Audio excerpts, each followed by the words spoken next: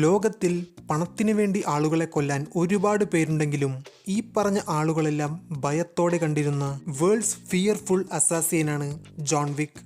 എന്നാൽ അവർക്കിടയിൽ ജോണിന് മറ്റൊരു പേര് കൂടി ഉണ്ടായിരുന്നു, ബാബ യാഗ.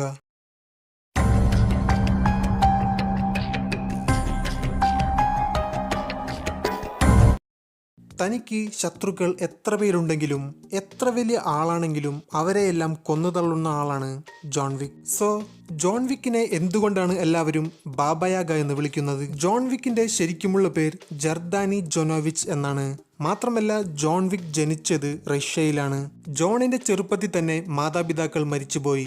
സോ ജോണിന്റെ അച്ഛന്റെ ഫ്രണ്ട് ആ സമയത്ത് അവിടെ ഒരു അസാസിയനായിരുന്നു. കോണ്ടിനെന്റലിന് വേണ്ടി ജോലി ചെയ്തിരുന്ന അസാസിയനല്ല, മറിച്ച് റോസ്കോറോമ എന്ന ക്രൈം സിൻഡിക്കേറ്റിൽ പ്രവർത്തിച്ചിരുന്ന അസാസിയനായിരുന്നു. സോ അവിടെ വെച്ചാണ് ജോണിന് അസാസിയൻ ട്രെയിനിങ് എല്ലാം ലഭിച്ചത്.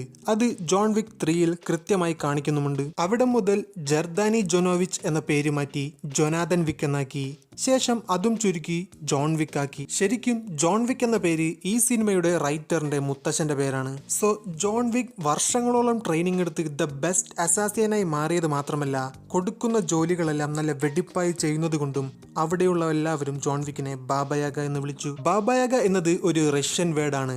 മാത്രമല്ല അത് റഷ്യൻ നാടോടി കഥകളിലെ ഒരു ക്യാരക്ടറും കൂടിയാണ്. ഈ കഥയിൽ വരുന്ന ബാബ യാഗ ആളുകളെ ക്രൂരമായി കൊന്ന് അവരുടെ ശരീരഭാഗങ്ങളെല്ലാം പാചകം ചെയ്ത് കഴിക്കുന്ന ഒരാളാണ്. എന്നാൽ സിനിമയിലേക്ക് വരുമ്പോൾ ജോൺ വിക്ക് ആളുകളെ ബ്രൂട്ടലായി കൊല്ലുക മാത്രമേ ചെയ്യുന്നുള്ളൂ. സോ സിമ്പിളായി പറഞ്ഞാൽ ബാബ യാഗയെ കണ്ടാൽ എല്ലാവരും പേടിക്കും, എന്നാൽ ജോൺ വിക്കിനെ കണ്ടാൽ സാക്ഷാൽ ബാബ യാഗയും പേടിക്കും. അങ്ങനെ വർഷങ്ങൾക്ക് ശേഷം ജോൺ വിക്ക് കോണ്ടിനെന്റലിന് കീഴിൽ അസാസിയനായി ജോലി ചെയ്യാൻ ആരംഭിച്ചു. അവിടെ മുതൽ ജോൺ വിക്ക് പറയുന്ന ജോലികളെല്ലാം പെട്ടെന്ന് തീർത്ത് മറ്റുള്ള അസാസിയൻസ് എല്ലാം ഭയത്തോടെ കാണപ്പെടുന്ന ഒരാളായി മാറി. ആ ഒരു ടൈമിലാണ് ചാപ്റ്റർ 1ലെ മെയിൻ വില്ലനായ വിഗോയുമായി ജോൺ വിക്കിന് ഒരു കണക്ഷൻ ഉണ്ടാവുന്നത്. അങ്ങനെ വർഷങ്ങളോളം ജോൺ വിഗോയ്ക്ക് വേണ്ടി ജോലി ചെയ്തു.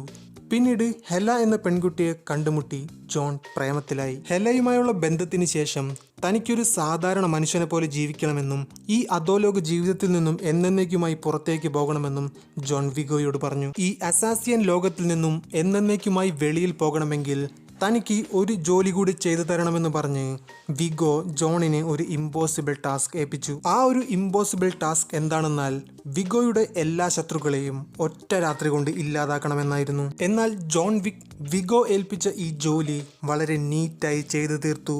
വിഗോയുടെ എല്ലാ ശത്രുക്കളെയും ഒറ്റ രാത്രി കൊണ്ട് ജോൺ കൊന്നു തള്ളി. ശത്രുക്കളെയെല്ലാം കൊന്ന് വിഗോയെ അവിടുത്തെ ഒരു രാജാവാക്കി മാറ്റി ജോൺ തന്റെ അസാസിയൻ ജീവിതത്തിൽ നിന്നും റിട്ടയറായി.